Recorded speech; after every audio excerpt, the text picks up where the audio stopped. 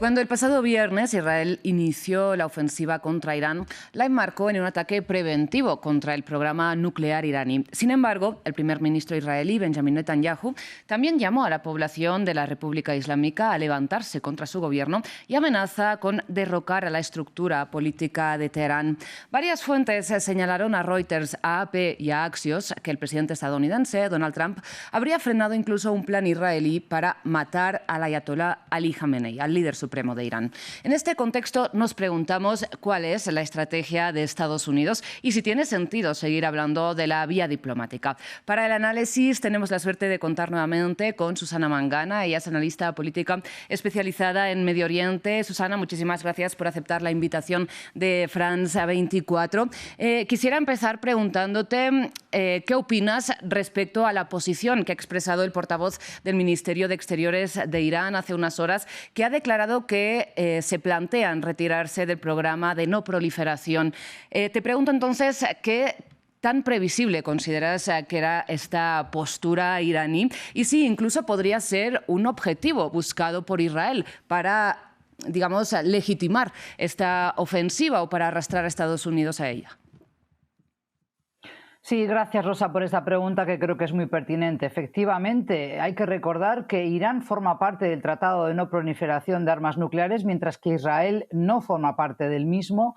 Irán ha estado sometido a inspecciones de la Agencia Internacional de Energía Atómica, mientras que Israel se resiste a ese tipo de revisiones e inspecciones, con lo cual lamentar una vez más que se esté utilizando un pretexto, es decir, la disuasión y el ataque preventivo, que no se ajusta al derecho internacional. Y esto hay que aclararlo a la audiencia, Rosa, porque no existe tal derecho a atacar por si acaso a otro país. Imagínate si esto lo hubiera hecho, por ejemplo, Corea del Norte con Corea del Sur o a la inversa, o por ejemplo Ucrania con Rusia. ¿Hasta cuándo vamos a permitir que un país se salte a la torera el derecho internacional como lo viene haciendo Israel? Porque esto nos resta legitimidad al resto de países occidentales que decidimos defender unos valores y sobre todo unos principios basados en la soberanía, en defender la integridad del territorio de un Estado y sobre todo en apostar por la vía de la diplomacia. Por tanto, la respuesta de Irán es lógica en estas circunstancias, igual que Israel ha torpedeado, ha dinamitado toda posibilidad de continuar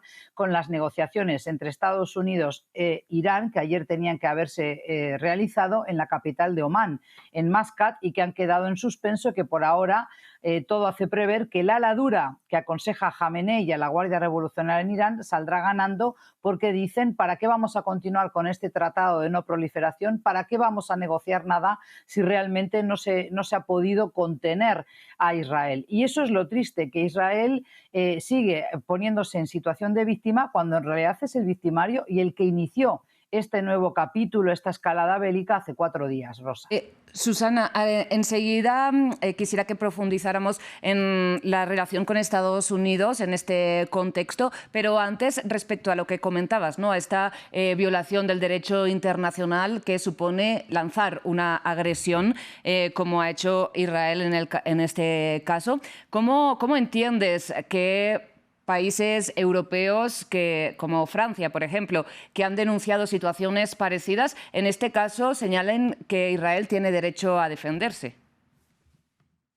Bueno, creo que ha sido más explícito en ese sentido Starmer del Reino Unido que el propio Macron de Francia, que sabemos que tiene otras diferencias con Trump. Por ejemplo, lo hemos visto visitando en las últimas horas Groenlandia para reforzar la posición de Dinamarca, pero también de la Unión Europea, de no permitir que Trump se salga con la suya de buscar minerales críticos allí donde le convenga al país, sea Ucrania o sea Groenlandia. Lo que me parece es que esto demuestra una vez más que cuando hablamos de Europa, ¿de qué Europa estamos hablando, Rosa? Está muy dividida esa Unión Europea.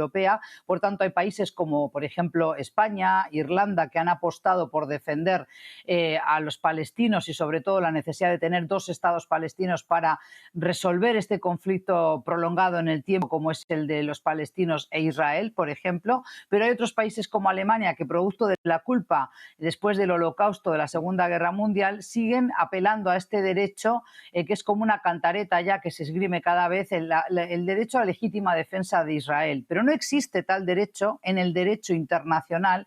Como un país ocupante que es, no deriva un beneficio por el hecho de estar cometiendo una actividad ilegal como es ocupar territorios, en este caso territorios palestinos. Y ahora, con el ataque preventivo a Irán, realmente lo que está haciendo es torpedear toda posibilidad de alcanzar un acuerdo para ese programa nuclear de Irán que se lleva desarrollando hace más de 20 años. Es decir, Israel, Estados Unidos siempre han dicho que Irán está a punto de obtener el arma nuclear en cuestión de meses. Sí. Sin embargo, no ha sido Irán el que ha iniciado este capítulo de ataques con misiles, con drones, y que ahora es impredecible hacia dónde nos lleva, porque evidentemente puede convertirse en una guerra de desgaste, pero además con acciones híbridas, por ejemplo, cerrando el estrecho de Hormuz o con ciberataques. Y mientras tanto, el que sufre pavor y miedo es el ciudadano de a pie en Israel, pero también en Irán. Yo tengo contactos en Irán que me dicen el mundo se ha vuelto sordo y ciego, Rosa. Y es cierto, es como que los países en Europa no saben bien cómo salir de esta situación porque están embretados en recomponer la relación con Estados Unidos toda vez que se han dado cuenta que su hermano mayor, Estados Unidos, ya no es el apoyo que tenían antes durante el gobierno de Trump. Y ahí tenemos que se está presentando Trump a reuniones multilaterales del orden del G7 con más ruido que con contenido, porque nada de lo que prometió antes de llegar a ser presidente por segunda vez lo ha concretado. Ni ha frenado y ha detenido y ha parado la guerra entre Ucrania y Rusia, ni ha logrado la paz para Oriente Medio y sobre todo el cese el fuego definitivo en Gaza para salvar más vidas. Y Susana, precisamente de cara a estos intereses de la administración de Donald Trump, te pregunto, en tu opinión, ¿cuál es el objetivo mayor para Estados Unidos? ¿Alcanzar un nuevo acuerdo nuclear para Irán o más bien acabar con la estructura política iraní tal y como existe a día de hoy?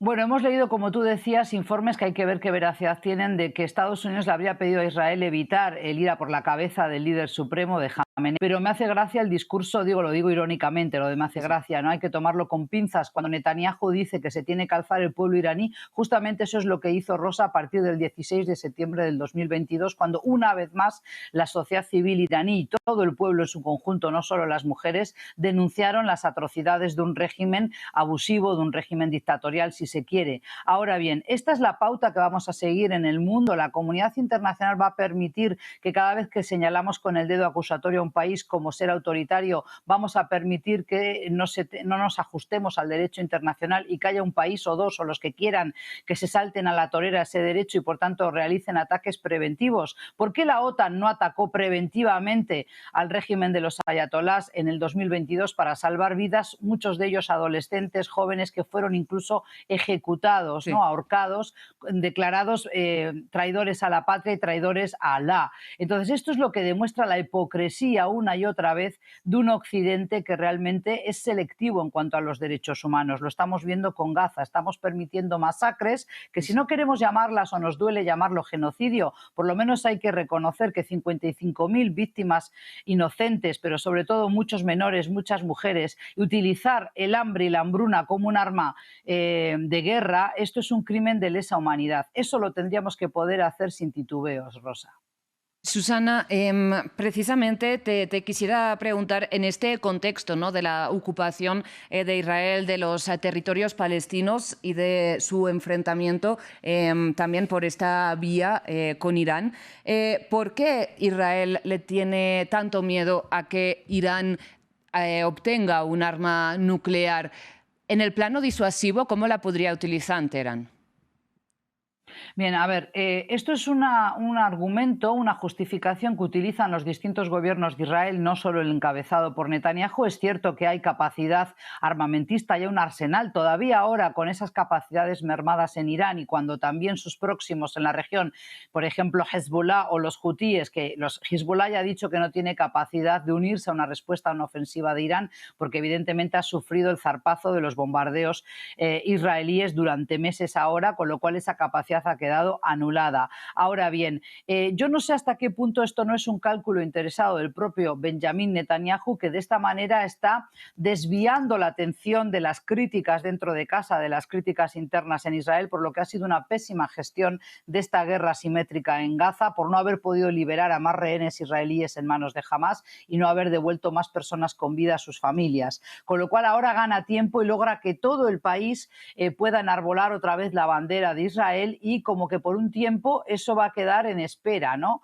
En hold. ¿Por qué? Porque ahora lo importante es defendernos del enemigo, que es una amenaza existencial. Ahora bien, el régimen de los ayatolás, Rosa, es un régimen teocrático, pero no son estúpidos, no son imbéciles, no quieren que Estados Unidos e Israel venga por sus cabezas, no quieren verse derrocados, con lo cual, lejos de evitar que continúen con el programa nuclear, podrá ralentizar ese programa, podrá diferirlo en el tiempo, pero no quiere decir que lo elimina de cuajo, con lo cual esto le está dando alas al ala dura de la Guardia Revolucionaria y aquellos que le piden a Jamenei ahora que abandone el TNP, el Acuerdo de No Proliferación Nuclear, pero también que endurezca su línea de defensa para de esa manera avanzar más rápidamente con el enriquecimiento de uranio hasta el 90%, lo cual le permitiría obtener esa ansiada arma nuclear. Ellos niegan que quieran desarrollarla, pero lo importante aquí a decidir ¿es Israel un país más civilizado hoy que Irán para tener derecho a tener armas nucleares como las tiene? ¿Acaso Pakistán e India, que son potencias nucleares, no constituyen una amenaza para el orden internacional? ¿Quién decide esto? ¿En el Consejo de Seguridad, cuando son siempre los mismos países que tienen derecho a veto? ¿Qué pasa con la ausencia de voces del sur global, de Brasil o, por ejemplo, de Vietnam o de India o de México? Por eso es importante darnos cuenta en qué momento de la historia estamos y qué estamos defendiendo cuando somos permisivos con Israel, que tiene hasta 7 frentes abiertos de guerra hoy en la región de Oriente Medio.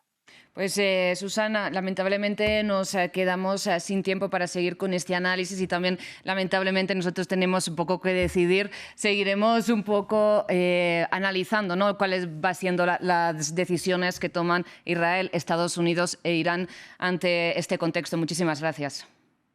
Gracias a ti, Rosa, por esta entrevista, y aquí estoy para cuando quieras nuevamente contactarme. Saludos. Un placer. Hacemos una muy breve pausa y enseguida regresamos.